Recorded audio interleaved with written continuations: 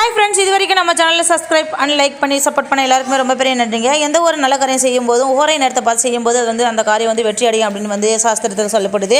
குறிப்பிட்ட ஹோரை நேரத்தில் செய்கிறது ரொம்பவே சிறப்புங்க. ஹோரையில் வந்து நல்லதும் இருக்குது, கெட்டதும் இருக்குது. நான் ஏற்கனவே பதிவு போட்டுக்கிறேன், அதை வந்து செக் பண்ணி பாருங்கள். வெள்ளிக்கிழமை வந்து பார்த்தீங்கன்னாலே சுக்கிரன் ஆதிக்கம் நிறைஞ்ச நாள் அப்படின்னு சொல்லுவாங்க. இந்த நாளில் செய்கிற பூஜையாக இருக்கட்டும், வழிபாடாக இருக்கட்டும், தான தர்மங்கள் இருக்கட்டும், எல்லாமே வந்து அதிக நன்மை தரும் அப்படின்னு சொல்லப்படுது.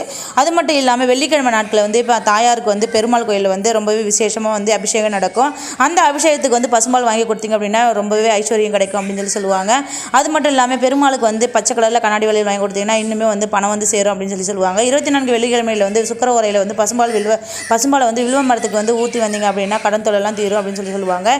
இந்த தகவல் வந்து உங்களுக்கு பிடிச்சிருந்தது அப்படின்னா நம்ம சேனலை சப்ஸ்கிரைப் அண்ட் லைக் பண்ணி சப்போர்ட் பண்ணுங்கள். எப்படி இருந்துச்சு அப்படிங்கிறத கமெண்ட் பண்ணுங்கள். Okay bye. இன்னொரு நல்ல வீடியோட மீண்டும் வந்து சந்திக்கிறோம்.